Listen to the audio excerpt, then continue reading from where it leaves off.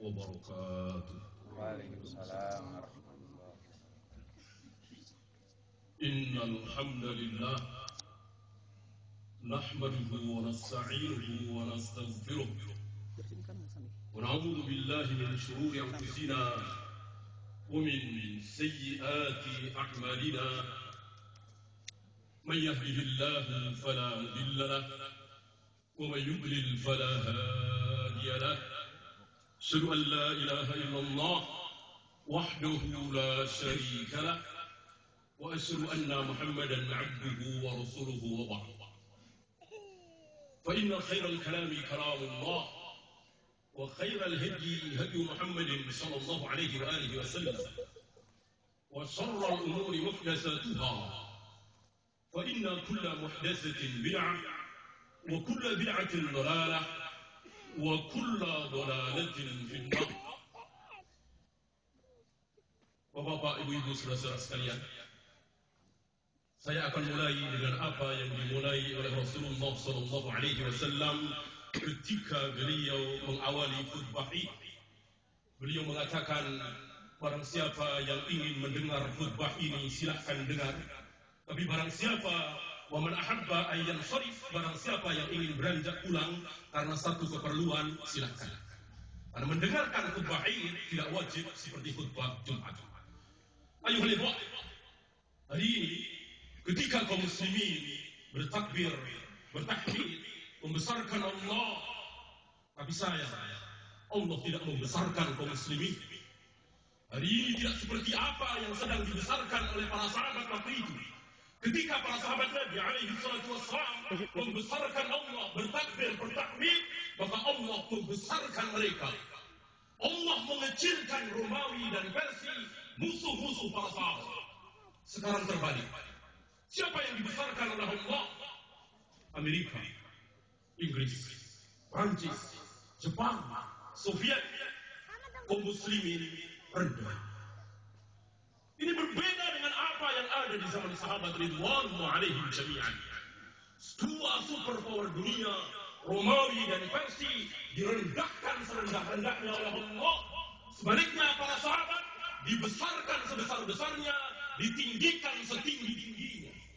Sampai seorang komandan pasukan Romawi, Jos, saya katakan Jos rahimahullah, gemetar mendengar nama besar Khalid bin Walid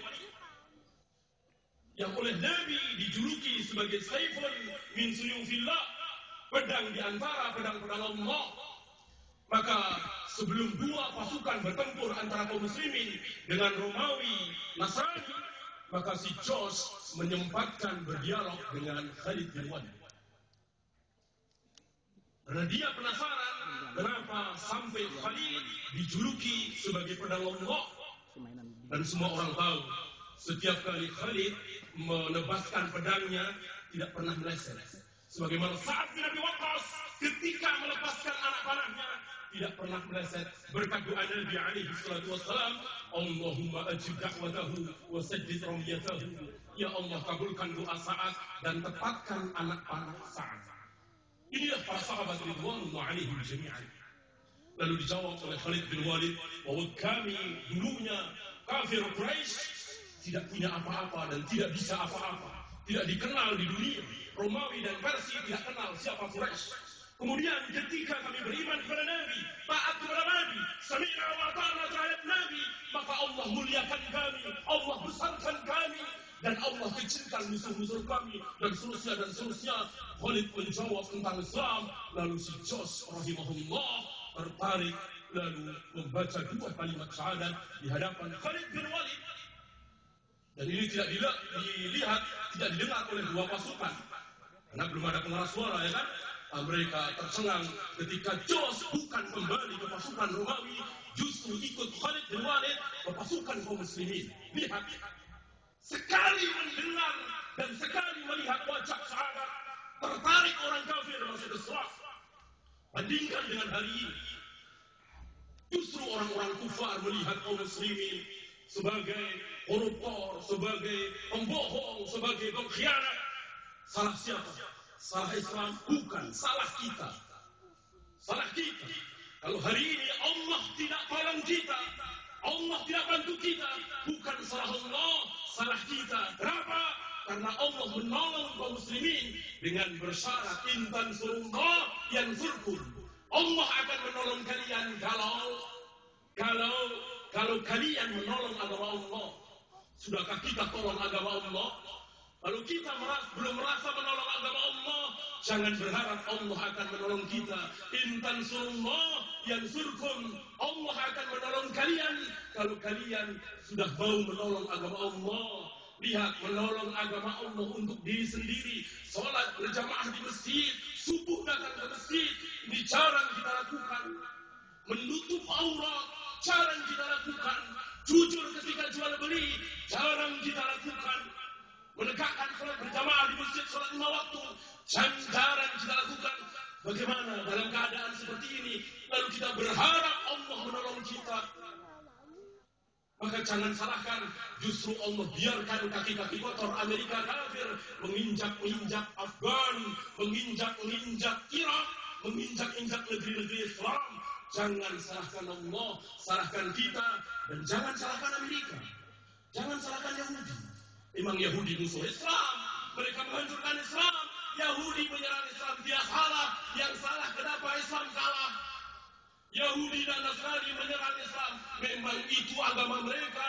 Apa kita lupa dengan Al-Baqarah 120? Walan tarda ankal yahudu walan nasara hatta tattabi'a millatahum. Yang namanya orang Yahudi dan Nasrani tidak akan pernah senang kepada kalian kaum muslimin sebelum kaum muslimin ikut milah mereka. Ragu kita dengan firman Allah ini, silahkan buka Al-Baqarah 120, mereka nggak akan suka. Maka jangan salahkan Yahudi dan Nasrani, salahkan kita. Kenapa Allah tidak menolong kita? Karena kita tidak menolong agama Allah. Nabi SAW setidaknya memberikan 4 penyakit. Ketika penyakit ini melanda kaum muslimin, maka Allah tidak akan tolong kaum muslimin. Ini diriwayatkan oleh para imam, di antara Imam Abu Daud di dalam sunannya, oleh Nabi SAW. Idza tabayatum bil 'inati, ketika kalian sudah mulai berjual beli dengan cara inah, waraditum bil zar'i wa akhadtum adab al baqari, dan kalian sudah memegang ekor-ekor sapi, waraditum bil zar'i, dan kalian sudah bangga dengan pertanian, taraktumul jihad, lalu kalian meninggalkan jihad. 4 hal ini apabila ini terjadi pada kaum muslimin, apa kata Nabi sallallahu alaikum dhullan, maka Allah akan timpakan kehinaan kepada kalian. Lihat, yang menimpakan kehinaan kepada kaum muslimin bukan Yahudi, bukan Amerika, bukan Rusia, tapi Allah. Ya, sabda Nabi sallallahu alaikum dhullan, Allah akan menimpakan kehinaan kepada kalian. Allah tidak akan mengangkat kehinaan itu sampai hatta tarji'u ila dinikum, sampai kalian kembali kepada agama yang benar. Mari kita lihat 4 ini setidaknya sebagai bekal bagi kita. Yang pertama, apabila kalian sudah mulai jual beli dengan cara inah. Apa jual beli dengan cara inah? Menjual 1 juta. Menjual 1 juta dengan cara kredit. Kemudian barang ini 2 bulan kemudian misalnya, atau 1 bulan kemudian dikembalikan lagi. Dikembalikan lagi dengan harga 800.000 misalnya. Ain, jual beli ain. Tapi kontak, 800.000-nya kontak. Yang 1 juta tadi licin, utang. Ini jual beli dengan cara ain yang dilarang oleh Nabi SAW. Karena apa? Menjual waktu. Menjual waktu. Ini terjadi dan hampir kita lakukan oleh seluruh kita.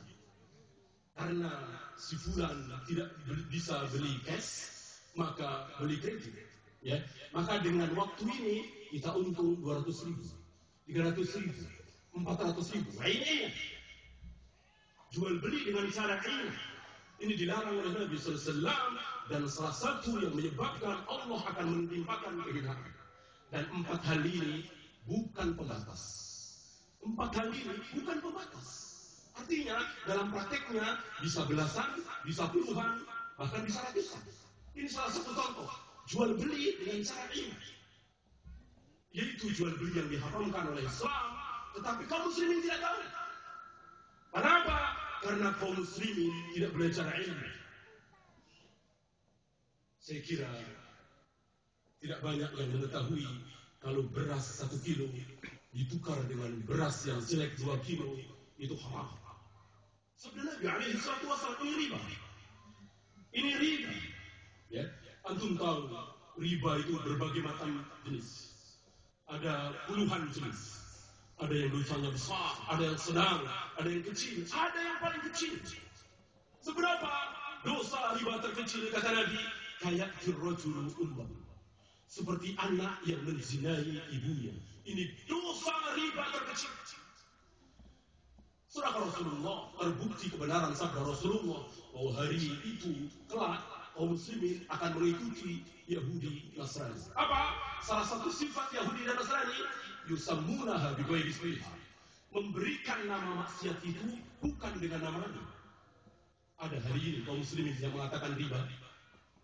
Ya, kalau antum datang ke bank, kalau antum datang ke pembiayaan, adakah mereka mengatakan, Pak, maaf, ini bank kami ribanya 3%, ribanya 4%? Tidak ada. Sungguh benar apa yang diramalkan oleh Nabi, dinubuatkan oleh Nabi. Kaum muslimin akan memberikan nama dengan yang bukan namanya. Riba tidak dibilang riba, tapi apa?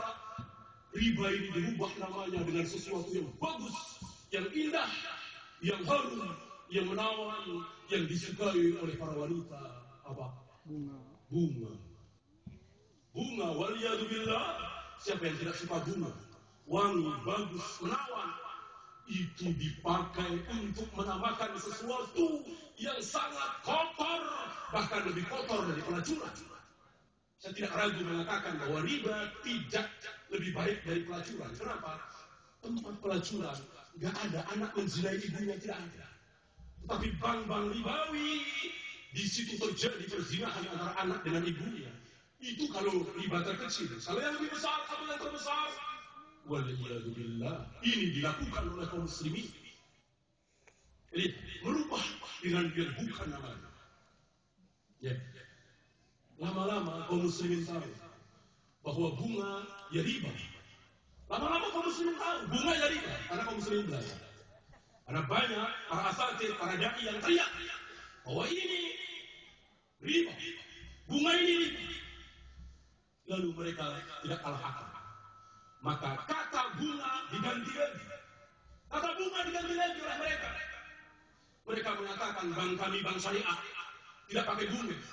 Kalau bank-bank konvensional itu pakai bunga, kami tidak pakai bunga. Kami pakai bagi hasil. Mudharabah. Sampai di sini bagus. Karena bagi hasil dibolehkan dalam Islam, dihalalkan oleh Allah dan Rasulnya. Yang diharamkan adalah riba. Tapi antum tahu prakteknya. Kalau bank konvensional memberikan uang 100 juta untuk buat usaha, nanti tiap bulan bunganya 4 juta misalnya, atau 5 juta misalnya, cicilan. Tapi kami bank syariah nggak pakai bunga, tapi pakai mudharabah, bagi hasil, memakai bahasa Arab. Bagus. Bagaimana? Uang 100 juta silahkan bapak bawa pulang buat usaha, entah buka konveksi dan seterusnya.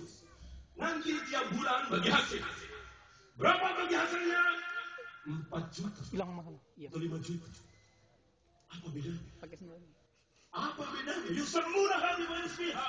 Memberikan nama dengan yang bukan namanya. Waliyadzubillah. Kalau antum berdua dengan teman antum melihat mobil, kira-kira mobil ini akan selamat sampai Jawa enggak? Kalau selamat, nih 1.000. Kalau nggak selamat, sini 5.000. Apa namanya? Tentu antum bilang, ini judi. Dima, maisir. Lihat hari ini. Lihat hari ini. Barangkali di antara antum ada yang melakukan. Mau naik pesawat, datang dulu ke konter. Konter ini bukan konter maskapai, bukan. Lain lagi. Nah, antum menyerahkan uang 500.000 ke konter ini. Dengan perjanjian, kalau pesawat itu selamat sampai tujuan, maka uang 500.000 kita itu hilang. Tapi kalau pesawat itu meledak di udara kecelakaan, maka kita langsung dapat 1 miliar misalnya. Buat anak istri kita, ahli waris. Apa namanya?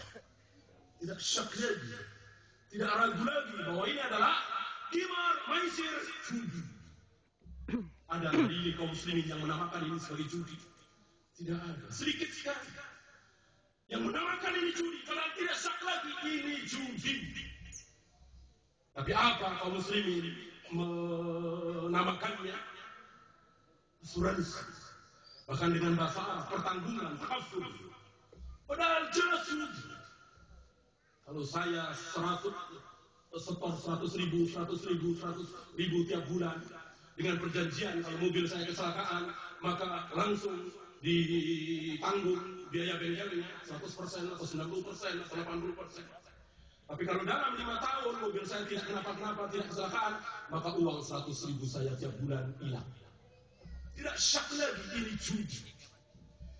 Nah, sifat judi adalah yang satu kalah, yang satu menang. Yang satu untung, yang satu rugi. Itu judi. Nggak ada dua-duanya untung. Berbeda dengan jual beli. Yang beli untung dapat barang yang dia inginkan. Yang beli untung, yang jual untung dapat uang yang dia inginkan. Tapi ini nggak ada barang. Ya, bukan jual beli. Bagaimana kertas dijual? Nggak ada barang. Ya, seperti tadi. Kalau meledak, saya yang untung. Anak istri saya yang untung, dapat 1 miliar. Kalau tidak, saya rugi. Dia yang untung. Tapi hari ini kaum muslimin sedikit sekali yang mengetahui bahwa itu judi. Ya, ini hanya contoh sekali lagi, masih ada puluhan. Sesuatu yang dilakukan oleh kaum muslimin dan ini melanggar syariat. Ya, ketika saya membeli handphone 1 juta, saya masih ada di counter. Ya, setengah jam kemudian saya kembalikan handphone itu. Padahal uang sudah saya serahkan, handphone sudah saya pegang. Jarang di antara kaum muslimin yang membolehkan. Padahal Nabi SAW membolehkan al-bay'ani bil khiyar, malam yatafarraqa. Jual beli itu harus ada khiyarnya. Selagi penjual dan pembeli belum berpisah. Hari ini tidak diamalkan oleh kaum muslimin. Barang yang sudah dibeli tidak boleh dikembalikan lagi, apapun yang terjadi. Ya, hari-hari. Sekarang jangankan uang sudah diserahkan, barang sudah diterima, itu barang masih di tengah lautan, belum sampai Tanjung Priok, sudah tanda tangan. Nggak boleh Pak. Waliya. Ini cara Yahudi. Antum tahu, Yahudi itu sangat-sangat penakut. Yahudi itu sangat-sangat penakut untuk menghadapi musuh dalam peperangan. Untuk masih ingat apa yang Allah ceritakan dalam Al-Baqarah. Ketika Nabi Musa mengajak mereka untuk memerangi bangsa Jabbari di Palestina. Dan Nabi Musa mengatakan atas nama Allah, kalian pasti menang. Apa jawab mereka dengan rohyu? Mana mungkin menang ya Musa? Mereka banyak, kita sedikit. Mereka kuat, kita lemah. Mereka lengkap persenjataannya. Kami ala kadarnya. Lihat. Dalil yang datang dari Allah dan Rasulnya ditolak dengan akal, ditolak dengan rohyu, ditolak dengan nurani. Itulah Yahudi Bani Israel. Jangan sampai kita mengikuti Yahudi, menolak dalil dengan akal. Kosok warisan bagi anak laki-laki 2 kali lipat dari anak perempuan. Walil rijali haddul unsayain. Apa yang Allah firmankan dalam surat An-Nisa, anak laki-laki 2 kali lipat dari anak perempuan warisannya. Enggak masuk akal, enggak masuk nurani, enggak adil. Lihat, Al-Quran ditolak oleh akalnya. Ini sifat Yahudi. Lihat para sahabat. Lihat para sahabat. Ketika para sahabat tidak faham dengan satu ayat, tetapi Nabi mengatakan amalkan. Berarti berat sekali bagi sahabat. Akhir surat Al-Baqarah. Wa in tubdu ma fi anfusikum aw tukhfuhu yuhasibkum billah. Ayat ini sangat berat bagi para sahabat.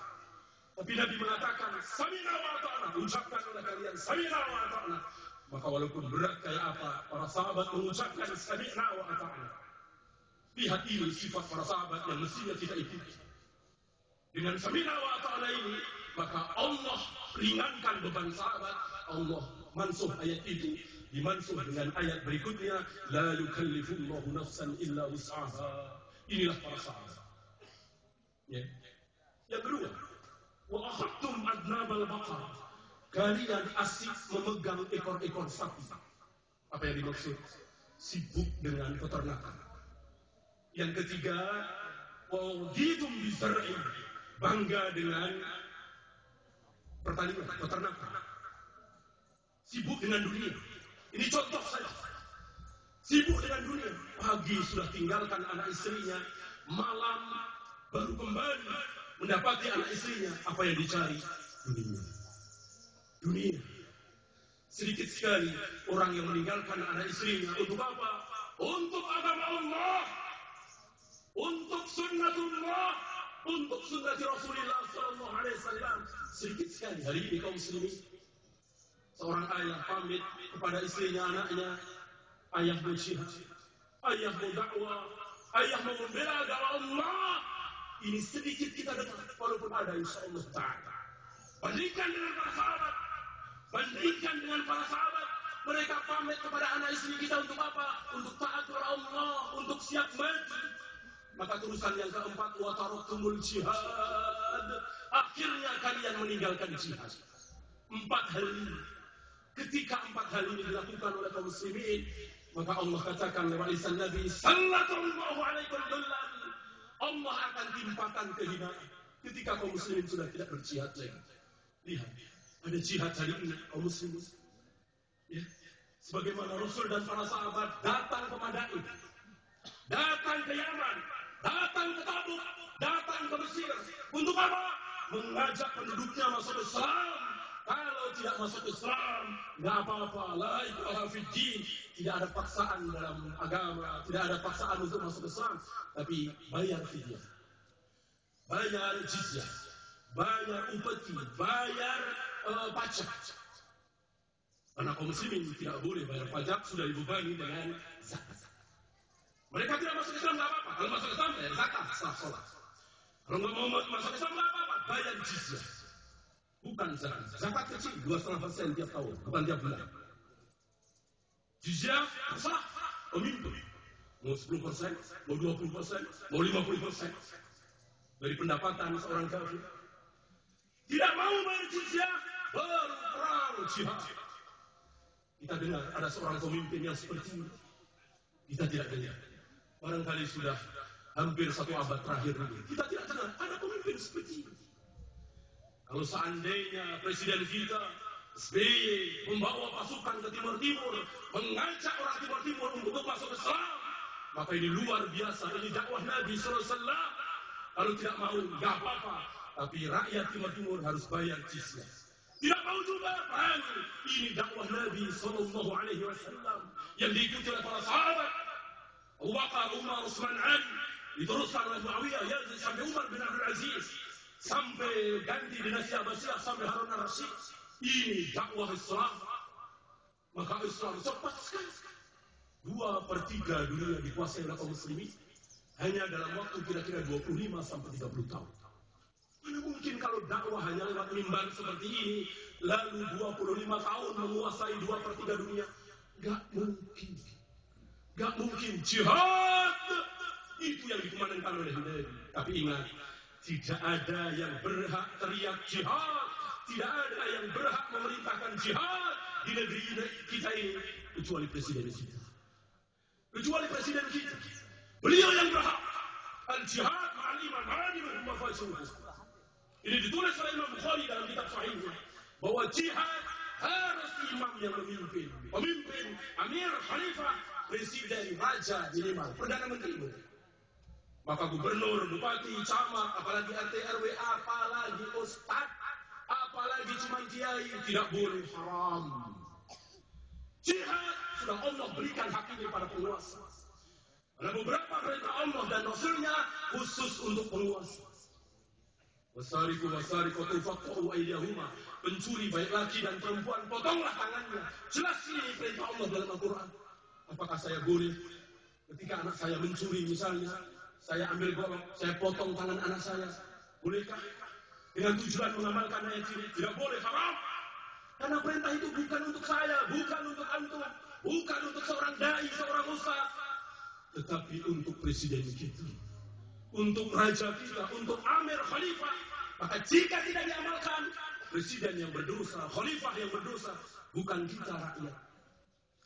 Begitu juga membuat angkatan perang, wa'idhu lahum mastata'tum min quwwatin, Persiapkan angkatan perang untuk menakut-nakuti musuh kalian dan musuh Allah. Ini khusus untuk pemimpin. Maka misalnya saya punya ribuan jamaah, saya bikin angkatan perang seperti Hizbullah, tidak boleh, haram. Hanya beliau presiden Khalifah Amir yang berhak membuat angkatan perang, mengumumkan kapan 1 Ramadan, mengumumkan kapan 1 Syawal. Ini pun tidak boleh saya lakukan, antum lakukan. Hanya penguasa yang boleh, termasuk jin. Maka yang kita lihat hari ini, anak-anak muda bom sana, bom sini, caci maki Israel, caci maki Amerika, ini bukan jihad. Jihad bukan cacian, makian, hujatan. Apalagi menginjak-injak bendera Bani Israel, ini bukan jihad. Ini memalukan, ini kampungan, ini norak. Ya. Sekedar bendera diinjak-injak dibakar, apa ruginya Bani Israel? Apa ruginya Yahudi? Benderanya diinjak-injak, ketawa mereka. Bisanya cuma injak-injak bendera. Bukan bendera Yahudi yang harus kita injak-injak. Leher Yahudi kita injak-injak. Baru itu bermanfaat. Kalau bisa. Kalau nggak bisa, sabar. Berarti Allah belum tolong kita. Tolong dulu agama Allah. Sebagaimana Rasul dan para sahabat sabar.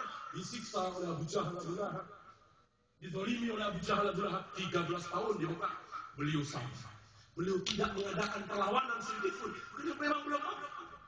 Ketika beliau hijrah, menyusun kekuatan di Madinah, ada kekuatan, walaupun kira-kira 313 orang, baru lawan itu Abu Jahal, Abu Lahab, walaupun jumlah mereka 1000 lebih, dalam perang besar pertama, perang Badar.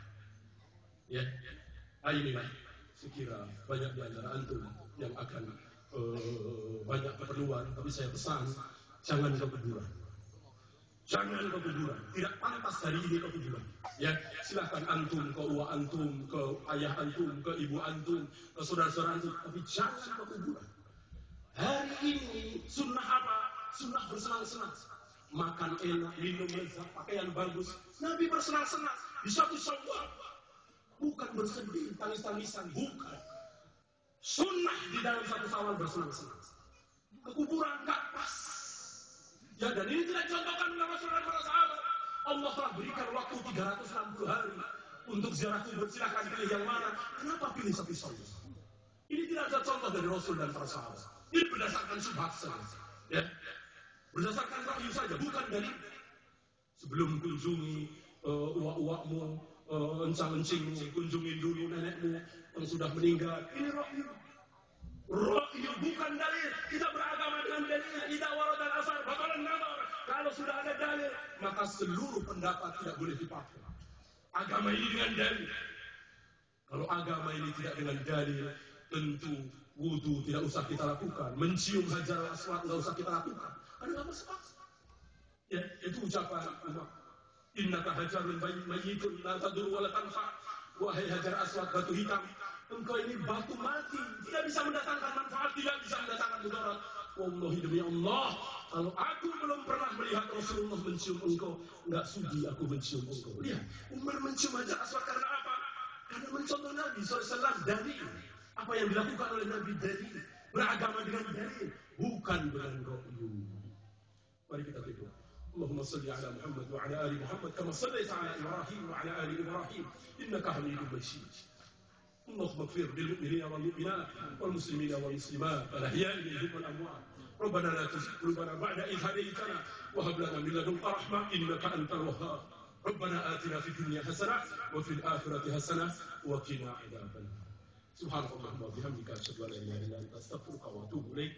السلام عليكم ورحمة الله وبركاته.